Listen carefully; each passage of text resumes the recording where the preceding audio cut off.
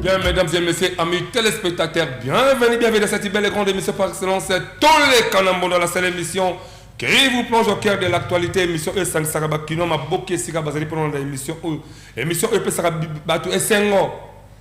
Dans le bango Essengo, c'est parce que Congolais tout à se retrouver à travers cette émission. Le problème que vous avez avec la Congo, c'est que tu l'obité, tu gangité, tu as eu zalité. À chaque instant, parce que pourquoi Mbunda? Mbunda, ezali et le Congo, tu vas kobaye biango. Tant que vous êtes dans le village, quelque part, cela veut dire que ils ont un message pour transmettre. Biso a tole ka Mbunda, nous allons transmettre un message pour la bino à travers cette belle et grande émission par excellence, quand on a la chaîne moko ya Absi Télévision. Tous allez émission investigation, tout tambola partout. C'est parce que tout même la bino ba fruit, il y a travail au bas de bazo au sala kata mboko. Il y a malamu na ya mabe to exposer en gros de manière que ba ko juger. Bientôt la 2023 mutra ko la banderole na e. Pour kabola ba polo. Pour kabola ba kopalo solo ka bo mesana. Pour kabola ba soso moko ka bo mesana. Pour comme sa jeunesse ba marche pe na bino, za habitude au mesana na déjà. Mais est-ce réellement Congolais, tout pékinois? Tout on dit toujours bozo ba otobola ki na ba tarlo to le kanaki, to so ke la kaka yango. Est-ce que mutu moko ta ko balelo ke ye abota Congo? Azate. Est-ce que mutu moko ta ko ba ke abota Congo azalité mais biso tout to zali ba ye Congo et sali ke to zala ba Congolais. D'où on doit aimer ce pays. Il faut to lingambo koyo. Tu as par rapport à l'acte que tu as posé. Tu as par rapport à message que tu as posé. Bazuyo, au sala quelque part, dans l'entreprise publique, mandaté quelque part, de Konangaï. Au comment on a famille, les amis de nous, les ressortissants de. C'est parce que le Macalicia, tu vas dire que nous avons le Kotami solo. Mais vous, étant responsable de Sikala, vous devrez montrer contrairement à Makalissia Batouana. Vous devrez travailler pour l'intérêt de la nation et non pour l'intérêt de Maboumla Yodo, Yayo, de la famille Nayo. Bah nommer un ministre, bah voter comme député. Est-ce que Mitou n'a pas voté comme député? La situation est telle qu'on la bande de Kolanga, n'a pas la passe. Dans la même lecture. Il y a l'histoire, on a promis que Bango Tekele dans le Parlement. Voilà ce que donc il me proposé comme loi dans le Parlement. Bako ba nommer un ministre, ba voter un député, ba nommer un mandataire. Comment vous préférez que les observations médicaux na wapi en Afrique du Sud, na mboka bapaya. Oubliez que c'est comment ils autres vivre. Na ba vouloir les Kanaka, même pas autres en Afrique du Sud, ba les observations médicaux. Mais pourquoi vous ramener le Congo dans la Tangouana? Est-ce qu'il faut encore que les Belges reviennent dans ce pays pour que tout ce qui est la misère on est Kala? Est-ce qu'il faut que tout le Kabapaya pour coloniser encore de nouveau? Nous avons gagné parti Morobo Yamboka pour travailler. Salaire Mouna Bosembo. Mitala le Otato Luka. Développement 145 territoires. Oui, la responsabilité est à partager. L'État est là, mais il y a un peu de sécurité au Sala. Dans Mokanayo, on ne sait même pas dans l'école de Tonga. Dans Mouké, on a comme salaire. Puisque vous allez cadre, vous allez ministre, vous allez s'occuper de ce que vous avez fait. Aussi, Mambo et Mboka. Dans Mokanayo, même toilette, il n'y a pas de Tonga. Yo comme ça qui tchassa mboka na yo souci pe mawa mais tant que malade de Goya on doit aller dans l'Europe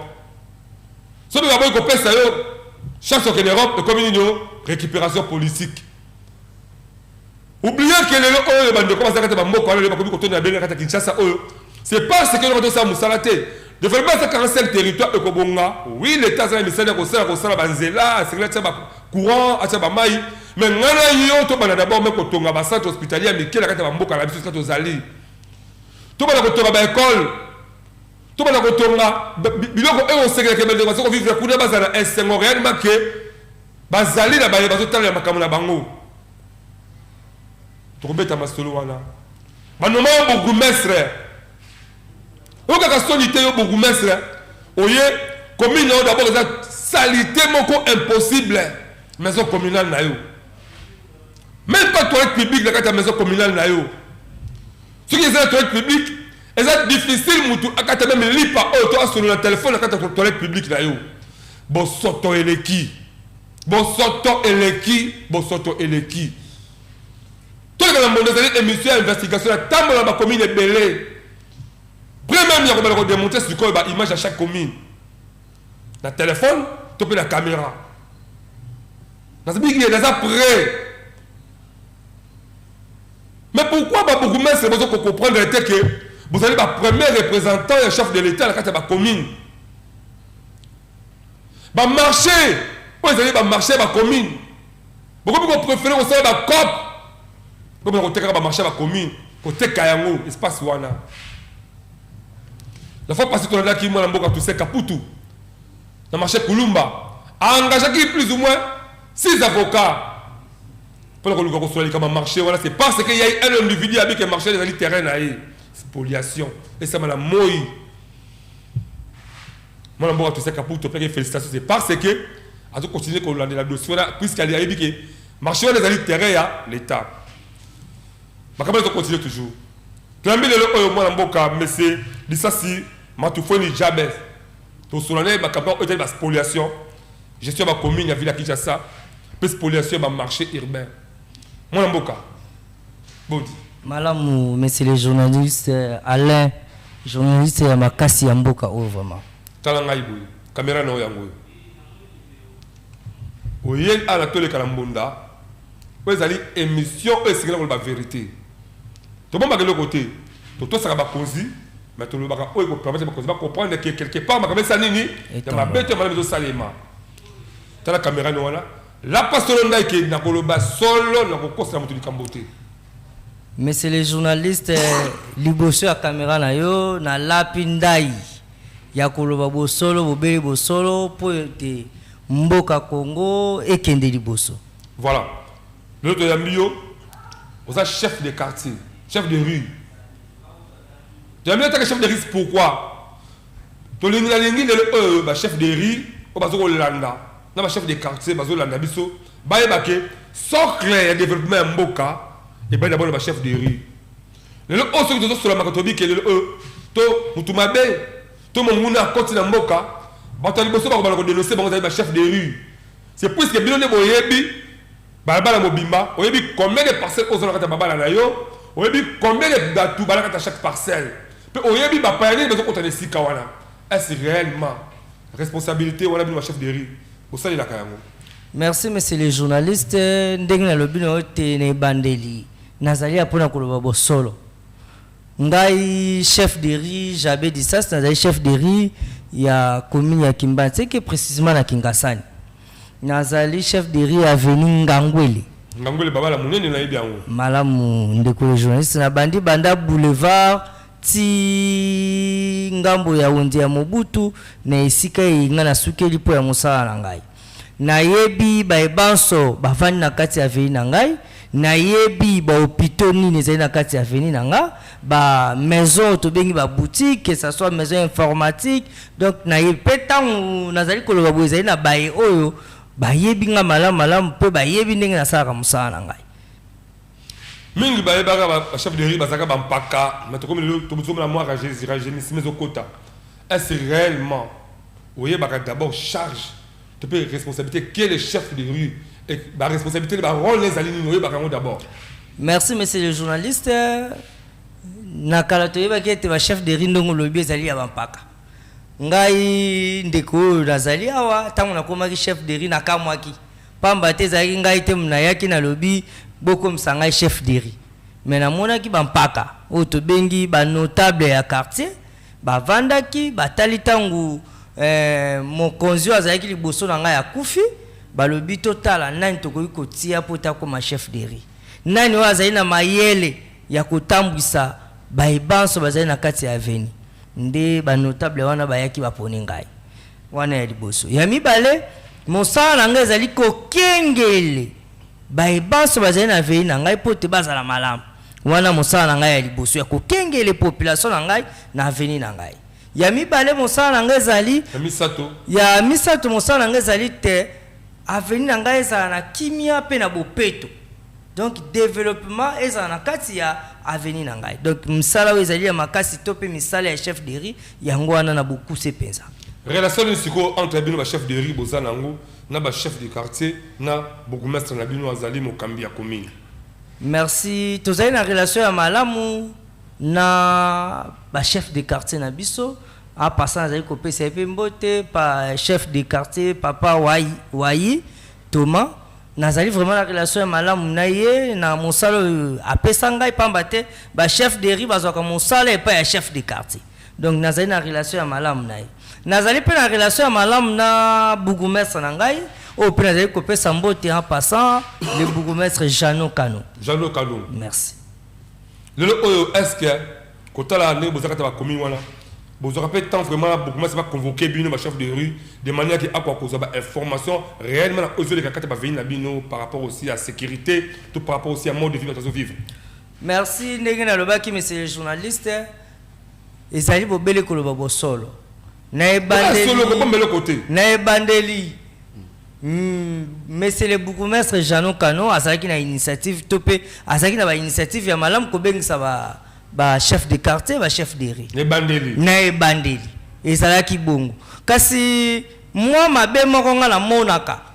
pamba te chef de quartier azali pona bourgmestre chef de riz azali pona chef de quartier et sege biso banso to vanda esika moko pote to pesa makanisi pote chef de bourgmestre ayoka biso kasi ne bandele ezalaki bongo yeko koma na ngonga moko pote omona bourgmestre ezali pasi esengi faut le kapa assistant na ye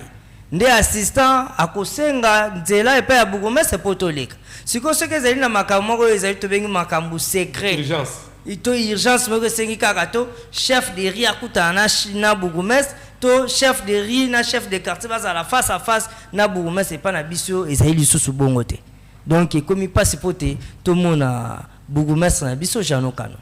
Voilà, merci beaucoup mesdames et messieurs, je crois très bien besoin de comment est-ce que nous développer dans moi mboka monsieur Lisa c'est matoufo ni jabe tout sur là par rapport la état gestion ba commune to pa ba rue est-ce que c'est beaucoup de ça bazali nazui pourquoi parce que que tous les kalambonda ezali émission investigation ezali émission auto côté la source tant côté la source et il ne faut pas tout tout bon na rabiso to ça ba bourgmestre to ça ba ministre mais ba ministre voilà to ba bourgmestre voilà bango karaté ba dozo composer force de la République démocratique du Congo ba chef de rue autoto ba chef de rue bangonde bazali ba premier citoyen au babali ko lakisa été mboka pe bonga il faut bango ba tia maboko la kati ya pat nungo ba beto to ka ke mungu na koti to ka ke infiltration quelque part il faut ba tolo ba ko vivre quelque part attendre le ba kuluna autobenga ba kuluna to ba criminel baza to vanda na likolo mapatate ba vanda na ba parce que ba voyer que to vanda na banda to vanda ka na ba balabala est-ce réellement ba chef de rue o ba seke ko ba ko dénoncer ka bango ba saka misala ou pas parce que si to bile to ba ko traquer ba kuluna to ba ko kanga ba criminel to ba ko luka bangula to moni ke mo pepe mabe to kanga bango à travers ba chef de rue même immigration ya mboka na biso Congo pour asala musala malamu il faut abana ko collaborer ba chef de rue parce que à travers bango ba koyeba ke mo paya o akoti awa mo paya o azu appartement to ndako le sikoyo depuis akota to yebi identification de malamu te to sengi to sali rapport ba tini à niveau ya bokoze bango likolo bokoze likolo a même ngoti à niveau ya bourgmestre ozo ba service za conseiller le ba service ya sécurité ba ko kita kule ba ko ba investigation koyeba soki ne kola azala visa ou pas est-ce que de kola akoti awa ko sa misala nini mais est-ce réellement ba kamale sale maka au moment où on luka banguna bazaka zinga na biso parce que ba chef de rue ce bazola la pongi ba chef de quartier bazola la pongi mais ça ko sala maté mais beaucoup plus parce que bazoko disposer bon ça ba bourgmestre bazola ka ba pongi on ngalo ba bourgmestre ya goy to moite ba no makabino ba bo répondre la besoin à peuple non mboka jab na nina balilo oyo na balabala na yo nini oya malonga ozoko sala pour permettre que la population va sentir que la présence est là. Merci, monsieur le journaliste. Ndena lobaki mosala ya chef de riz ezali kokenge les populations ya balabala po te bazala malamu nasalaka yango nazali awa chaque tongo 4 heures bayebi ngai na ngango ele bakoloba te alobi bosolo chaque 4 heures nabimaka na balabala na ngai kobanda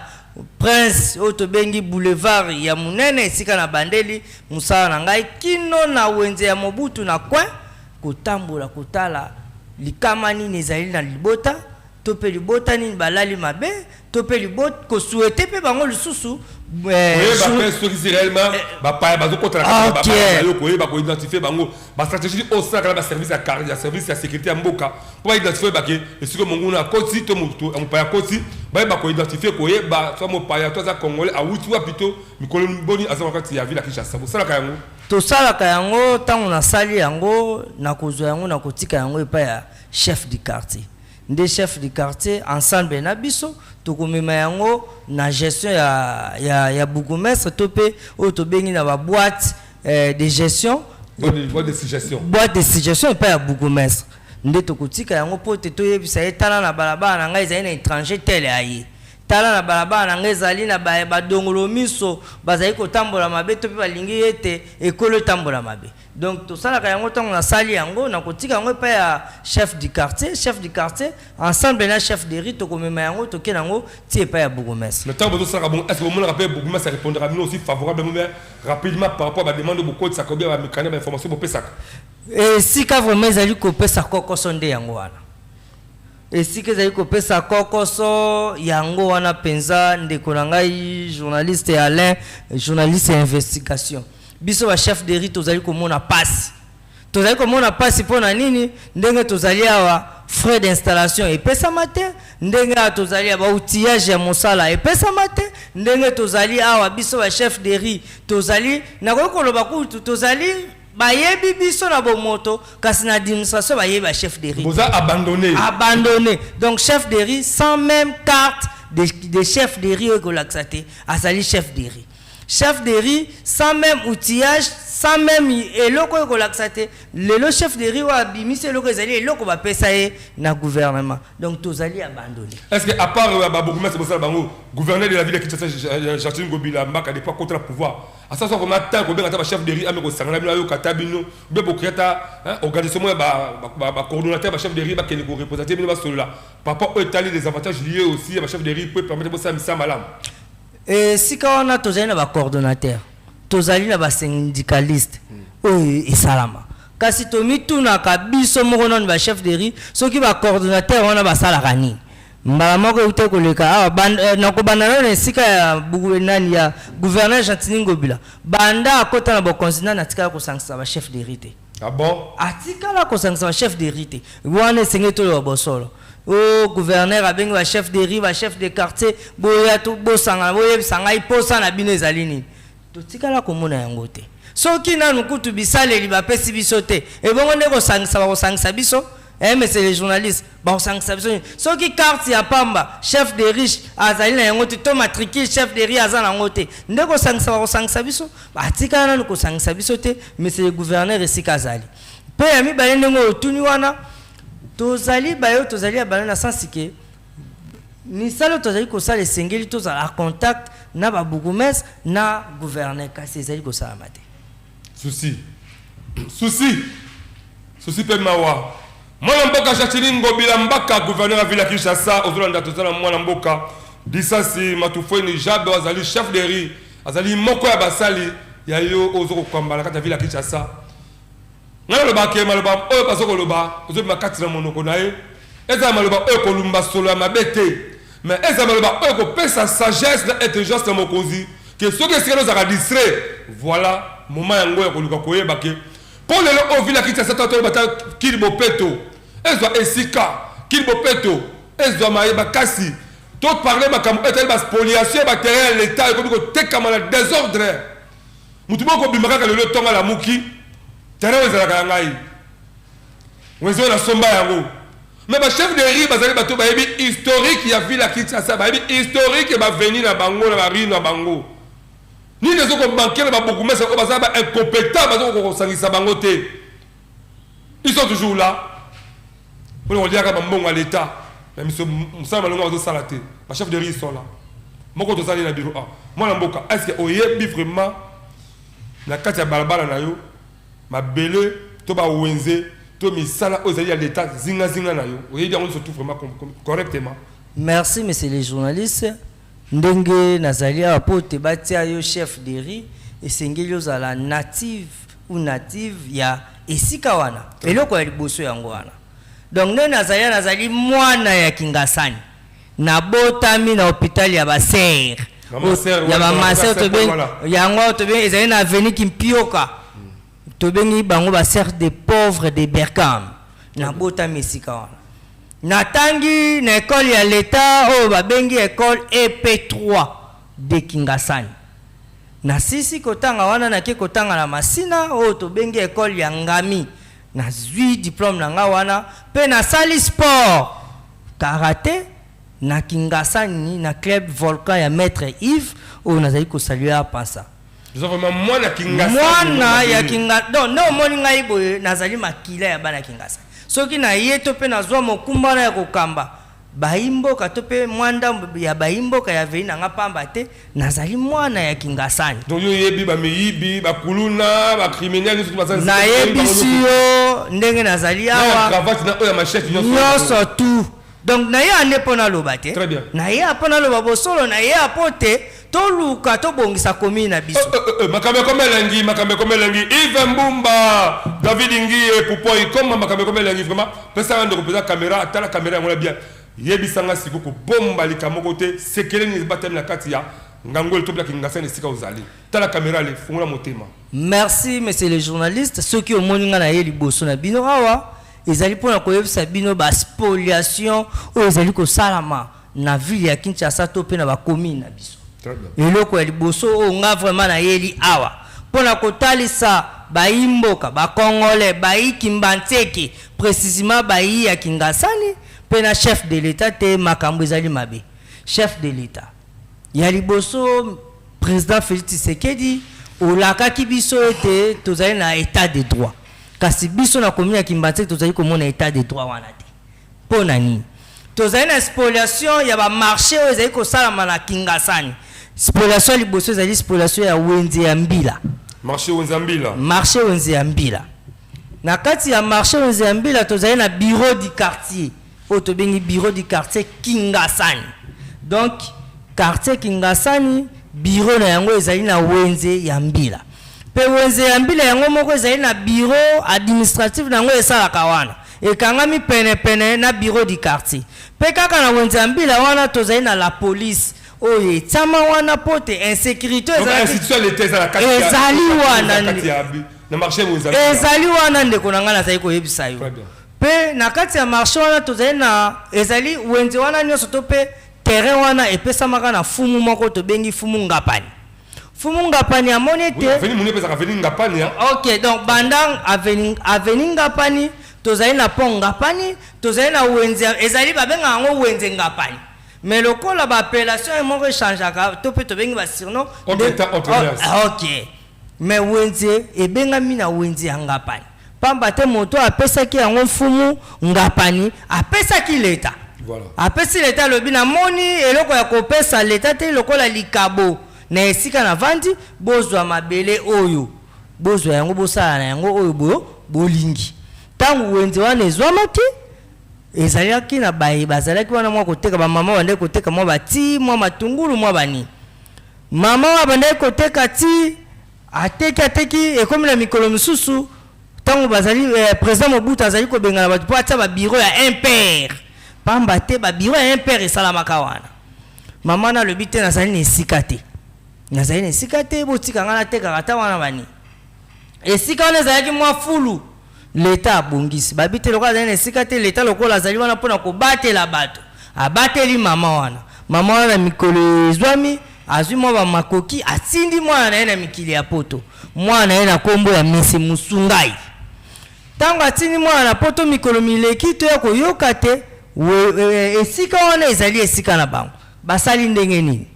bakei epa ya mama wana oyo basikaki ya saa mosala esika na ye atindi mwana na poto mwana ye kosoga abongoli esika wana alobi esika ezali ya bango totuni esika ezali ya bango lolengeni po te toyeba ke spoliation esalami na wenze tala ndenge yo est-ce que omona déjà po te moto asomba lopango akobanda na commune esengeli abanda na bureau du quartier avant pe abanda na bureau du quartier esengeli abanda pa ya chef de rue na ngina somba lupango pakala songolo lupango wana ezali boni c'est ça. Ok, nde chef de rue akomema pa ya chef du quartier akosala ba investigation pe mikanda nde ekopesa accès pote bakene na commune mais monsieur Musungai abongolisi makambo abandi na commune azwi mikanda na commune na bureau to pe na service ya habitat ya chef na service ya bourgmestre ya bopos que na yebi ke calamité bourgmestre azami bale auto kende papa la biso na auto kende dernière la fois passée avec bourgmestre ezalaki monsieur le professeur Gatembo papa Gatembo auto kende le auto za la Jano Kano dossier que bani na Jano Kano bien ça dossier banaki depuis papa Gatembo dossier oyo ebandi epa ya monsieur le professeur Gatembo donc yende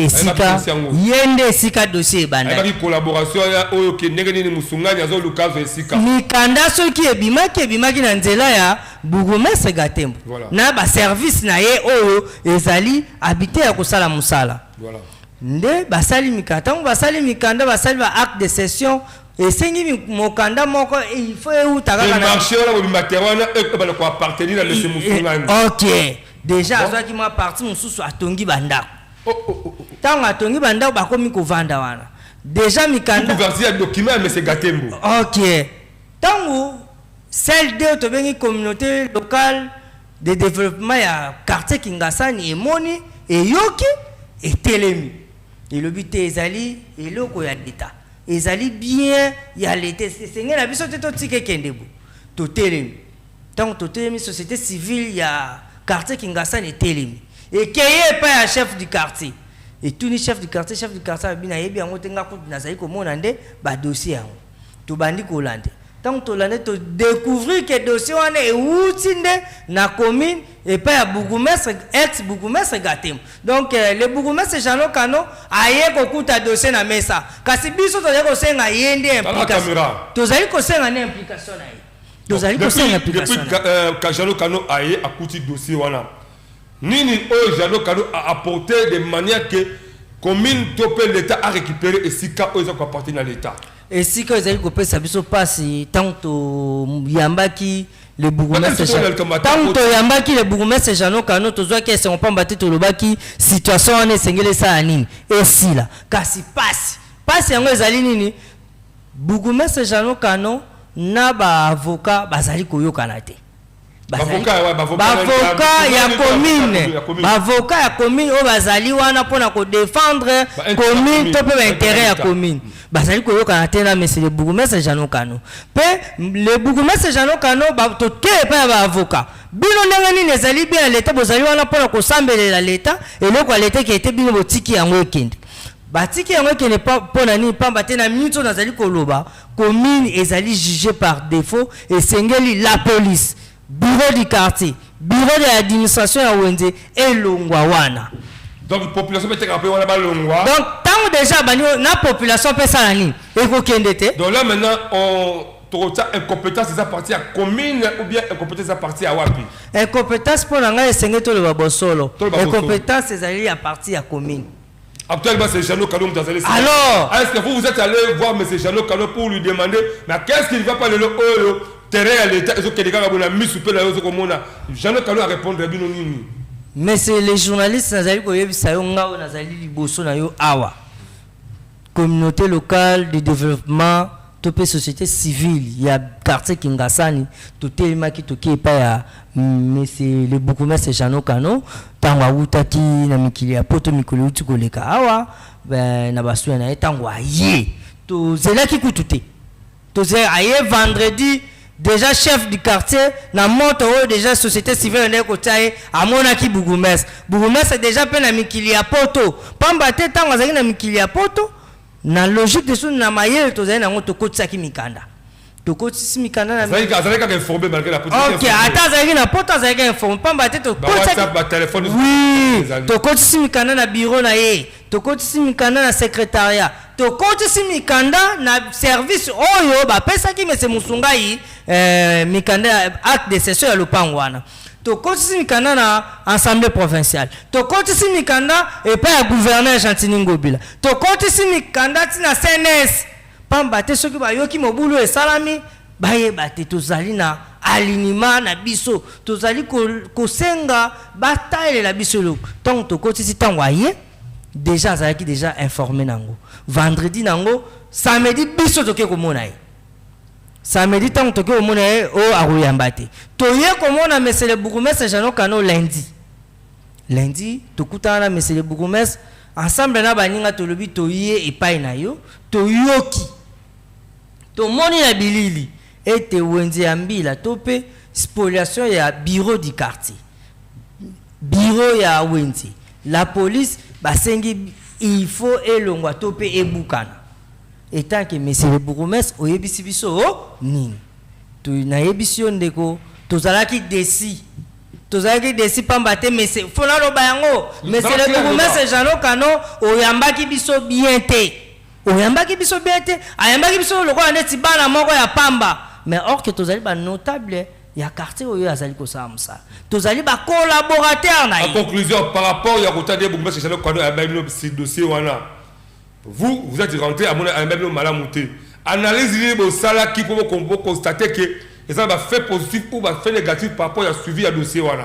tant to moni ya yambi biso malamouté na suka na ya lobaki dossier commis déjà likolo mais dossier à l'état était comme Nicolo l'état a droit à ta bourgmestre Nengazana bala na droit à rien na bureau mon mais dossier comme Nicolo mais c'est ça est-ce qu'il y a une suspension à travaux ou bien ou pas ndenge ça c'est que le babo les seules solutions il fallait ba démolir bandako o monsieur Musunga ya tonga pamba te monsieur Musunga azali tilelo tant vous avez ko yesa biso kete to za la kimia dossier za Nicolo biso za na poso to récupérer espace na biso to récupérer espace ya wenze na biso pamba te ezali wenze ya bana ya Kingasani tangu mikoleko ya soki babengani bato na direction ya Mobutu bato esengeli bakota na wenze wana c'est que faut ba élargir wenze siko ba élargir tangu monsieur Musunga ya za wana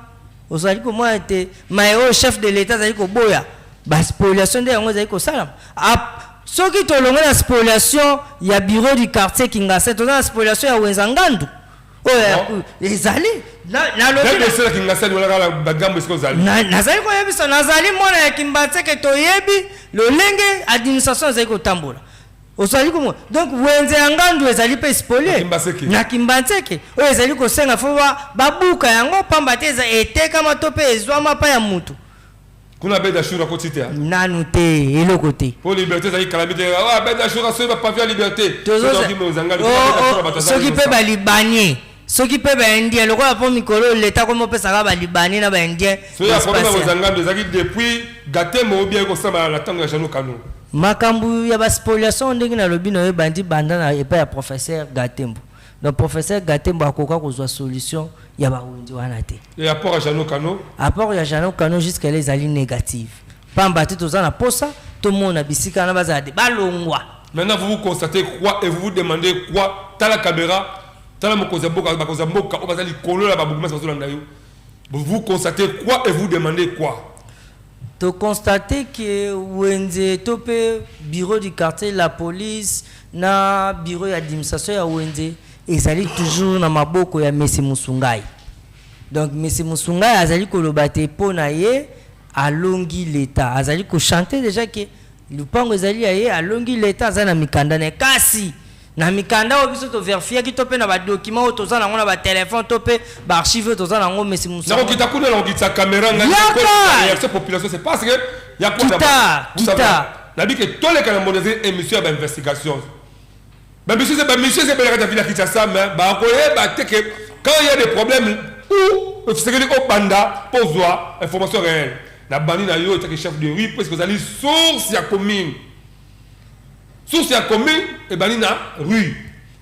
est dirigé par un chef donc il a avenir donc yo ne vous allez voir le chef de rue vous allez ba on va passer l'état ba information sûre et certaine ya on a bandi na bino acte ba journée c'est mingi ba baser d'investigation ba ko sala ngoti donc na lingi sikoyo tala l'état oyo bozali l'état bakonzi ya l'état balikolo attitude ki bozala nango siko vis-à-vis ya oyo bozomona na esika wana na équipe mobimba bali bazoteka nzinga attitude yezo siko na minute pe nini bozoseka na bakonzi par rapport ya dossier yango nakobanda nano na attitude na biso ndenge bomoni nga na leki lelo mikolo ezali koya tozali koloba bokomona bamarche bokomona basitting bokomona bameeting pamba te spoliation na commune ya Kimbateke esengeli esila attitude na biso siko eza pamba te tokotisi déjà mikanda tolobi tosengi togangi tozali komona solution moko te donc basitting bameeting ekosalama oyo société civile ya quartier Kingasani ezali kolenge yango toye ko avertir toye koyebisa na gouvernement na première citoyen de la ville otobengi papa Gentini Ngobila yeba te bana Kingasani tozali zone rouge kasi tongi tolakisa rouge na biso nanu te tolakisa oyo tobengi intellectualisme na biso nde yango tozali koya kosenga na bino papa Gentini kotalika pamba te commune ezali nde kotala pa na yo bourgmestre azali epa na yo biso ba chef de rue ba chef du quartier tozali epa na yo biloko wana nyonso bazali koexpolie wana ezali ya yo papa Gentini Ngobila kota likambo pamba te tozwa solution wana ya liboso ya mibale azali kopesa mbela na tata ya mokonzi oyo tobengi papa Félix Antoine Tshisekedi papa yo olobaki na biso tozali na état de droit olobaki na biso likambo ya baspoliation esengeli esala nini esila biloko oyo ezali ya bato babotola bazongisa oyo ezali ya leta mpe esala nini ezonga kasi biso na quartier Kingasani tozali komona te spoliation ezali kokontinue ti siko pamba te wenze ya mbila to mpe bureau du quartier ya Kingasani na la police oyo ezali pembeni wana ezali spole to mpe etekama na un monsieur oyo tobengi monsieur Musungai nakokita na kosenga na bakonzi nyonso ya mboka bokotalika pamba te ezali bobele patrimoine moko wana oyo tozali na yango napesaka mbela nango ntango biso ya koloba te ezali patrimoine moko oyo tozali yango mpe lelo soki direction ya Mobutu etongami bamama batata bakokende koteka wana ezali esika oyo ezali kopesa bamama bapapa mwa eloko ya kolia ya komela toyebi te na mboka oyo nanu mosala ezali te ntango mama atie mwa esika na ya koteka madesu esengeli to encourage yango to mpe elenge moko oyo alandi nzela ya kuluna te andimi kolanda nzela ya malamu esengeli to encourage bon papa le gouverneur papa chef de l'état bakonzi nyonso bazali kotala yanga bokota likambo ya wenze ya mbila bokota likambo ya bureau du quartier Kingasani pamba te ezali soni komona institution ya l'état monene ekweya pamba te moto moko soki pe so adiza aza na mbongo akweyisa yango voilà kisana loki babaka mama ya piyo kota so so mona ndeko azoloba climatisation ezaka na salle eza climatisation ya makasi ndeko azotoka on comprendre te donc climatisation ya makasi o absi télévision atie Yves Mbumba matisa on a niveau moko likolo mais ndeko aza kotoka cela veut dire que ezo ça passi na motema état que chef de rue état que notable à quartier on a souci à venir là souci à quartier là souci à commune là souci à ville là souci à pays là. Pourquoi te démontrer ba incompétence na biso tina niveau administration à l'état? Pourquoi te démontrer ba incompétence na biso tina niveau ba pareil judiciaire ya mboka? Pourquoi te démontrer ba incompétence na biso tina niveau ba institution ya mboka? Pourquoi ya suka to kozanga comportement ya ko démissionner les sika auto zo kokate? Démission na kati ya Congo et ça encore faut tout ba ombeli okufa. Donc mutu abebi ke soki asazi pouvoir abiki na tingami kaka na yango. Tili wana ngai na okufa kana pouvoir oyo. Nana yebisa ko kesala ka bongo. Nana yebisa ko bota Congo. Comment un individu a reçu koya azwa emprise à l'état et comment aller? Merci le mboka Gérard Jekoko Mulumba, vice-gouverneur à Ville Kinshasa. A aussi comme martelé à mon de service et à habitat. La likabako pesa ka ba vie favorable.